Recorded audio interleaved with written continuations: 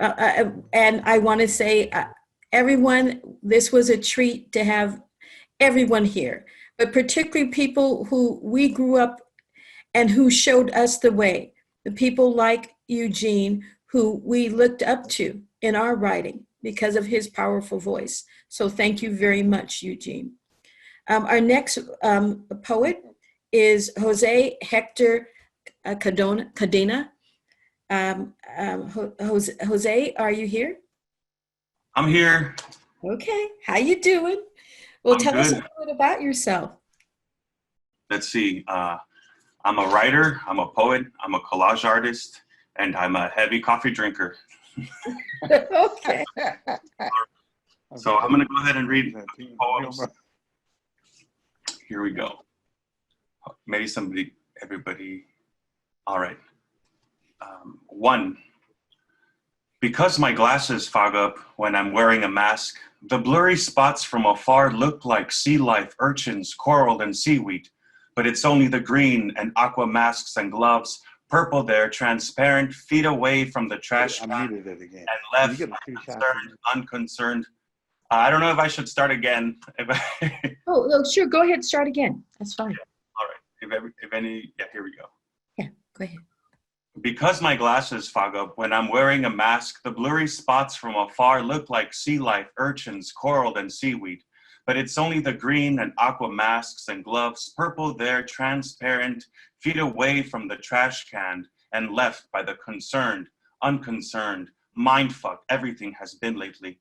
I want to say, do you know how to wipe your ass? Do you need all that toilet paper? Do you know how to use a mask? Among other questions that are left on my own mask from my old t-shirt there, holding me, protecting me in the fog at the grocery store where I can't see the zucchini, and I can't tell who that masked person that waved at me was, and that I feel alone and unable to communicate in this background of characters, giving in return these human faces that glow with their machine human sound sucking energy and giving energy to crawl and return to dreaming with friends at Dolores, strolling Chicano Park, somewhere at the cliffs of an orange sunset, somewhere on Grand, somewhere in Tijuana, en un futuro y lejos del presente. All right. Thank you. This is a really newer poem. Here we go. I'm going to read this in Spanish and then in English. Thank you. Tal vez esto es poesía. No tengo mente para la poesía. ¿Qué es la poesía sin un escape del mundo o un recordatorio con detalles frescos y crujientes? ¿De qué me sirve alimentar la mirada del lector a un panorama rígido de injusticia y tanta rabia? ¿De qué me sirve amasar la esperanza como albañil construye su casa asegurándose de que todo quede bien? ¿De qué me sirve tejer como araña desvelada esta voz para un mundo que tanto mata? Mata aquí, mata en Minneapolis, mata en San Diego, en Guadalajara. Tanto mata que hasta en el parque de tu infancia lleva sangre. ¿Qué engaño ocurre en la soledad mientras la medicina es virtual? Mientras afuera se ahogan los pulmones en la pandemia y la indiferencia como las olas, pa' allá y pa' acá. Mientras la gente se pregunta, se niega, se ausenta o decide cambiar, decide ser cómplice, hundirse en el desmadre, entre mentiras y sueños fundados por el sudor y la sangre de los borrados. Los borrados aquí estamos. Los borrados nos pintamos de nuevo. Nos guardamos en el papel. Nos grabamos en la red. En todo almacenamos conciencia. And here's the translation of that, right? Maybe this is poetry. I don't have the mindset for poetry. What is poetry if not an escape from the world or a reminder of its fresh and crisp details? What good comes from feeding the eyes of the reader toward a rigid panorama of injustice and rage? What good comes from mushing hope like the stonemason builds a home making sure it is all well done? What comes home from knitting like a sleepless spider this voice into the words for this world that kills here, kills in Minneapolis, kills in San Diego, in Guadalajara, so much it kills that even your childhood park is drenched in blood. What deception occurs in the loneliness when medicine is virtual, while out there the lungs drowned in the pandemic, while indifference moves like the waves back and forth, while the people ask themselves, deny themselves, become absent, decide to change, decide complicity, fall into erosion, into lies and dreams funded by the sweat and blood of the erased us. We are here, the erased. We paint ourselves anew, save ourselves on the page, record ourselves on the web. We lay up the consciousness. And I have no idea how I'm doing on time, so I'm gonna go ahead and maybe just read one tiny poem, one more. And this is in Spanish as well. Algún lugar, versión 2020. Me gusta la frase algún lugar. Algún lugar es aquí en Kansas, donde no imaginé estarlo. Aquí en mi memoria, donde ya no soy un niño. Donde cargo el tiempo COVID en mi cuerpo. Donde ya no sé lo que es esperar y ya sé muy bien, detrás de una puerta, detrás de una ventana, y aún así me voy. Para estar en algún lugar entre edificios, entre espacios vacíos escondidos, y yo me escondo, aquí escondido, mañana escondido, en un baño, en un cuarto, en un avión, escondido entre los cielos. En algún lugar pretenderé ser alguien más, con mi máscara. En algún lugar desearé morir rápidamente. En algún lugar estaré sin que me veas, COVID. Thank you again for having me here, Kim, and nice seeing all of you. It's our pleasure. It's our joy to have you. Jose, thank you. Thank you for your words. Let's give him a big hand. Thank you, Jose. Beautiful. So our next author, poet, is Iris Deonda. Iris, are you here? Yes. Hello, Kim. Hi. Hi, everyone. Thank you so much for inviting me to be a part of this beautiful celebration and medicine today. I'm from Los Angeles, California. I'm a mother of 3. I'm the author of Code Switch Fires from Mi Corazon, and also the host of the Writers Underground open mic here in Northeast LA. So I have a couple of poems to offer up today. We're gonna get started. Say her name. My sisters have strewn their bodies across the pavement. Breathtaking under moonlight, lament the way her skin blends into the night. You will forget her. The way she moved across daylight, a queen shining from the inside. Say her name. Repeat her memory until it becomes the echo of her laughter. Ignite the candles to remember our fallen daughters. Pursed lips and clenched fist hold on to her. Keep her safe in the ever after. For those will come who question her character, the reasons why it was and is okay to silence her. Say her name. Black women's lives matter. This American night is too dark to swallow. It is the colliding of history and those who quit listening to the masters. Sing her songs of freedom. She was humming the chant since birth. Now we must shout until we are heard. Say her name. Sandra Bland, Mia Hall, Tanisha Anderson, Rakia Boyd, Miriam Carey, Michelle Kasu, Shelley Frey, Kayla Moore, Alexia Christensen, Megan Hockaday, Breonna Taylor. Say her name, say her name, say her name.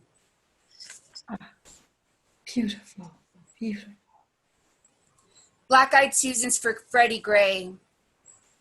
There are riots blooming in the Baltimore sun, bouquets of rage in the fists of our sons, orchids of outrage in the shouts of our moms, and daisies of distress in the songs of our daughters, empty fields in the house of the forefathers, freedom flowers in the streets to proclaim injustice. We do not need your permission to protest, nor the barrel of your gun on our chest to let the world know we exist. This is the ground being set on fire, for the soil was infertile and the weeds were rising. In the blood that was spilled, the seeds were planted. In the hearts of our people is where they landed. These are the roots of redemption taking hold. These are the shoots reincarnated as leaves of gold. This is your American spring. This is the people uprising. Oh, This one's for Eric Garner and George Floyd. I can't breathe. I didn't write you this poem until his knee hit my back. As I struggled to breathe, my face on grass makes me lucky. The earth held my tears, turned them to mud in Los Angeles, gave me something in the form of fire. I remember hearing about you on the news, on the social media.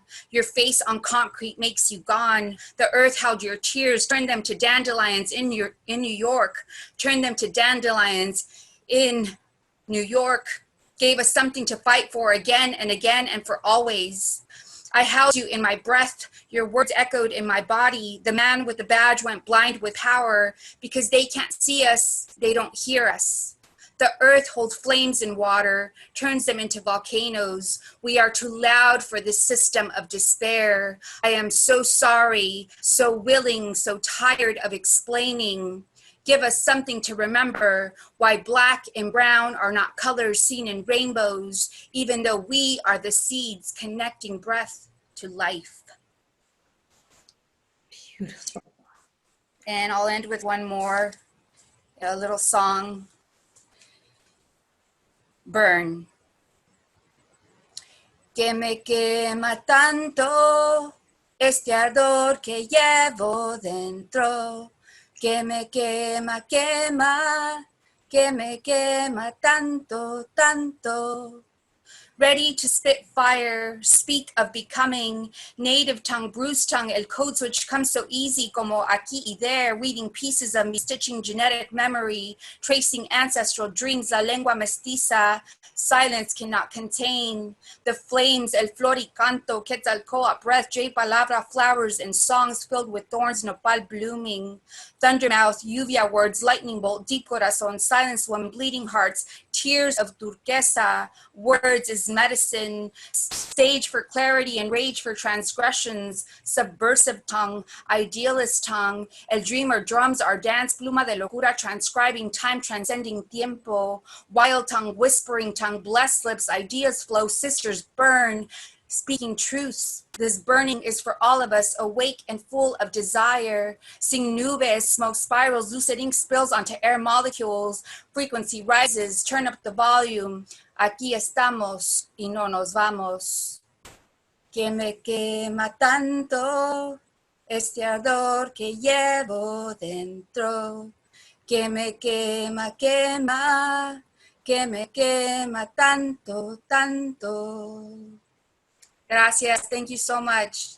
Thank you. Thank you. Oh, I just want to say that the words are so powerful that everyone is saying today, and this is medicine. We are giving ourselves and those who are listening medicine. Thank you. Thank you, Kim. Thank you. Thank you. Our next poet is Sonia Gutiérrez. Sonia, let's see. Oh, great. Hello, everybody. How are you? Oh, it's so nice to see you. It's beautiful to see your faces. And thank you, Kim. Thank you. It's an honor to work with you. And it's a pleasure to be here with everybody. Yes. So I want to start with a poem that I haven't had an opportunity to read publicly. And this one's called An American Landscape. An American Landscape. On a chilly February night, under a star-spangled sky, Trayvon, you stayed warm, fastened like a monk in a Rembrandt painting. As you talk to your girlfriend, your words sugared with purple, green, yellow, and the red of your youth took a cloak past. When in the distance, a man's 400-year-old gaze, clouded with the history hanging with the strange fruit, set its eyes on you. As you walked through the invisible marked streets, those pair of cutout holes carrying a holstered pistol preyed on someone like you. And you ran and wrestled for freedom in this American landscape, looking for a place to take root and extend your long, lean branches, reaching for a limitless sky. But one bullet gnawed your heart and turned your fingernails blue. Those cutout holes could never hear you. Stop following me, nor could they ever see the prime green 17 of your youth. Against a historical American backdrop where saplings are lost, a little man saw an American TV monster mightier than himself, and the only thing that little man could do was reach for the trigger.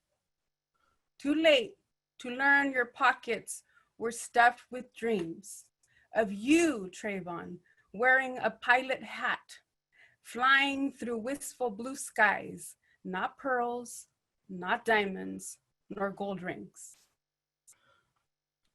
This next one is called Strange Bird. And this one, I tend to write poems that are explosive and that I can't seem to censor myself. So this one I showed to Ishmael Reed, and he said that he didn't think it was too edgy and that he actually wanted to publish it. Yes. Okay, Strange Bird. I'm here to shoot Black people, Dylan Roof. A lost bird sat perched on barbed wire, contemplating his surroundings. He stared at a church in the distance. The bird, hiding under his feathers, flew inside the church. He limped around and found a Bible room. The bird entered and sat at a table of 12. He sat there, but the church did not sing his song. He sat there, but the church did not resemble his likeness.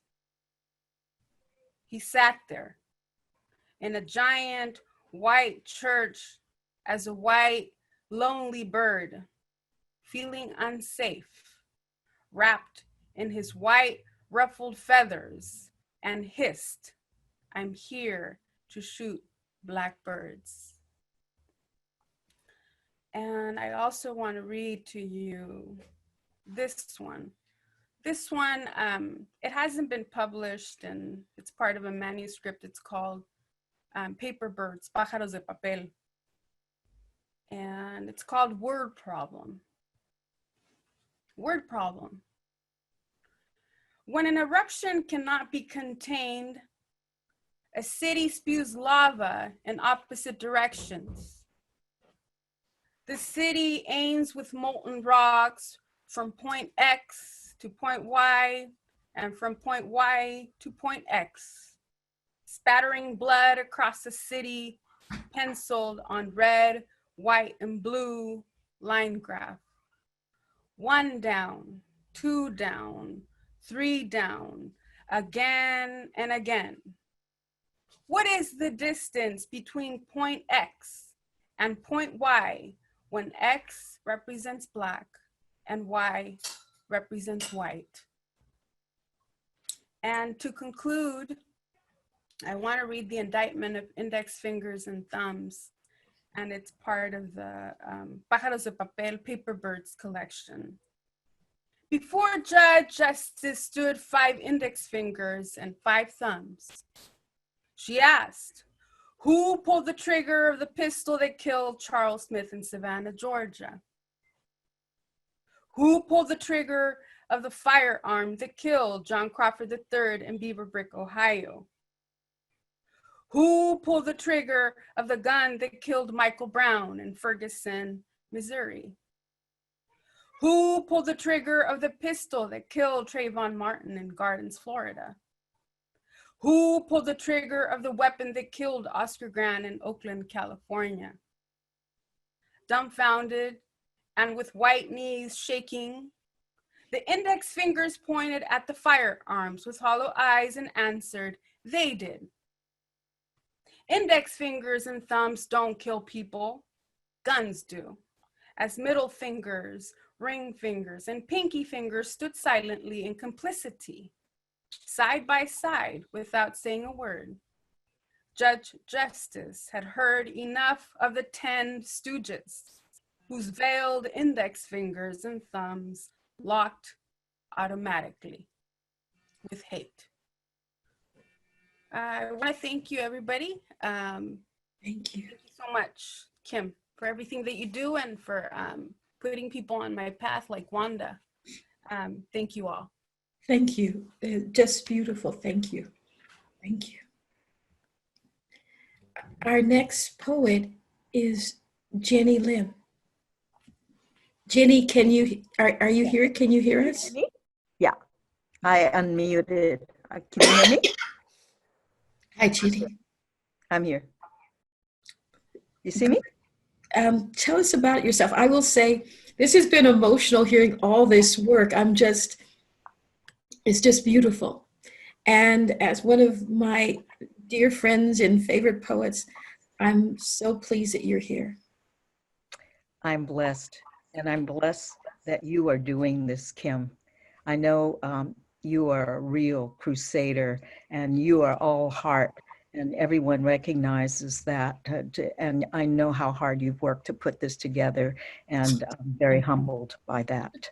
And all the poets who've come forward, and belated happy birthday, Kim, and happy solstice, summer solstice, and we just had an eclipse of the sun. I saw it, I watched it this morning because it was a live stream from Thailand.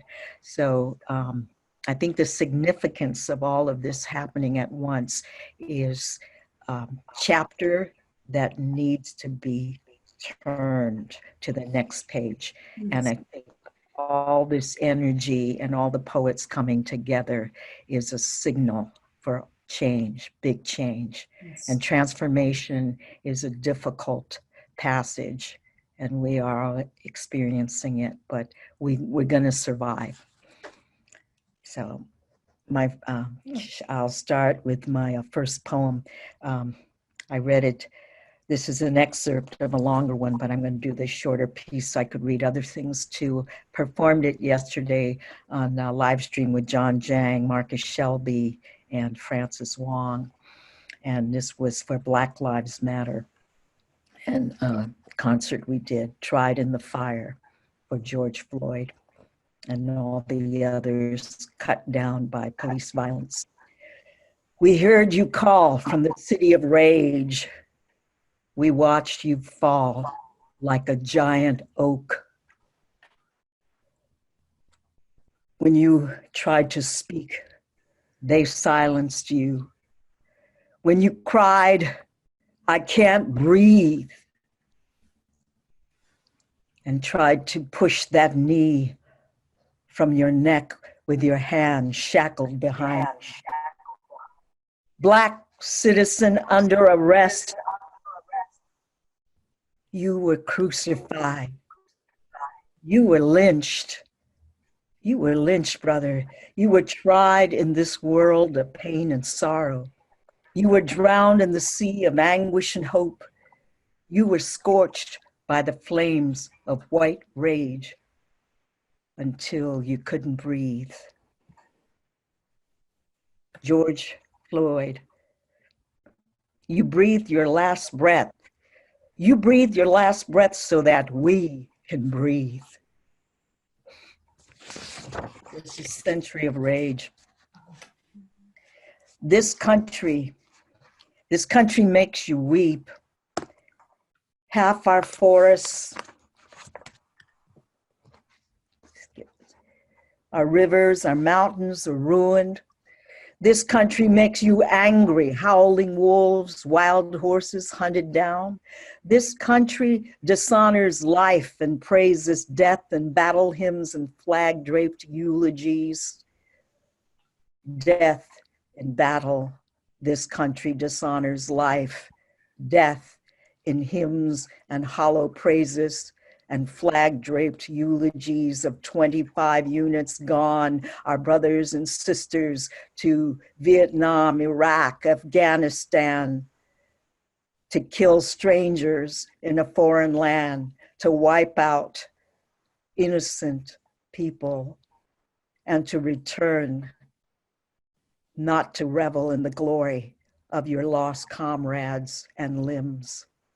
This country ransoms the flesh of our migrants and immigrants who languish in burning deserts and prison camps, detention centers, scaling a border wall where the sun and moon don't shine without a crack of light to enter. These streets bury us in shame and hoards its wealth and bank bailouts and stock buybacks, while the rest of us live paycheck to paycheck in search of the American dream. This country makes you forget its history of betrayal with its counterfeit victories that rise like twin towers of illusion over the specter of Sitting Bull's ghost. America in the day of the coronavirus. My fellow Americans, I'm sheltering in place as of now. It's a simple revolution to resist the terrifying prospect of being a canary in the coal mine of your virus.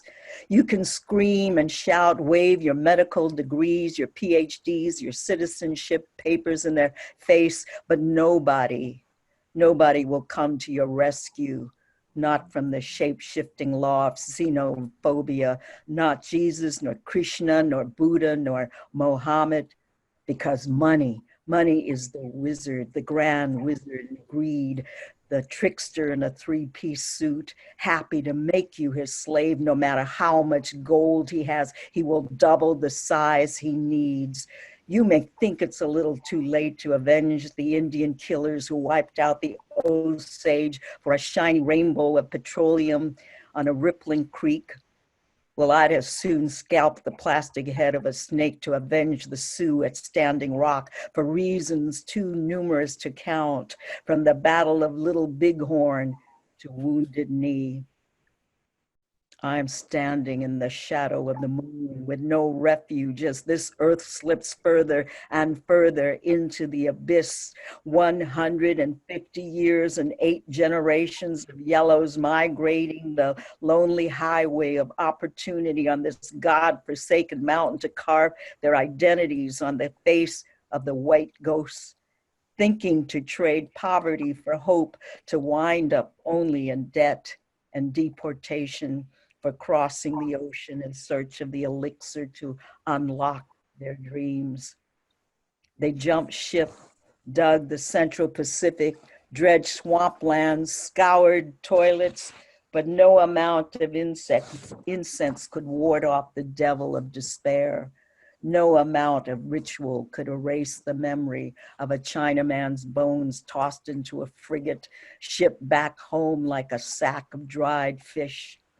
I am counting the years I've racked up in silent servitude to your random acts of exclusion. I am counting the miles on my mileage plus to begin my journey back to the chrysalis of childhood. It's a simple revolution to release the grip on my 135-year-old ancestral neck and grandfather Yenwa's 3 deportations, a grandmother who vanished, left behind, and a father's bartered childhood. We are what we've become, and who can ever change that? The past and the future are bequeathed to us in the flesh and blood of our young. Time is the train our fathers built and the train that left them behind. No one shipped the bones or ashes of the 50 or so Chinamen massacred at Rock Springs back to China. Their ghosts are still mining the hills. You can see them on a cold winter night with pickaxes frozen in their blistered hands. No one told them there was no such thing as death. They taught us to fear our shadows, not knowing that all journeys continue without beginning or end. They taught us to survive, knowing that each moment we experience is eternal. They showed us how to fly, knowing that the center of gravity is within us, no matter where we fall. They taught us to wait and listen, knowing when our hour has arrived. I am sheltering in place for the long haul. It's a simple revolution to resist the terror of defeat for our children. Because if the canary doesn't sing, no, it's you who is lost. Powerful, powerful. This is the last one called The Scream. I was looking at that monk, that Edward Monk picture of the howl, and I thought, you know, that howl is the metaphor of everything we're experiencing at this crossroads in our history. And so we need powerful healing. So I want to thank all the poets and you for bringing this energy of healing. I felt a large scream pass through nature, Edward Monk. The scream.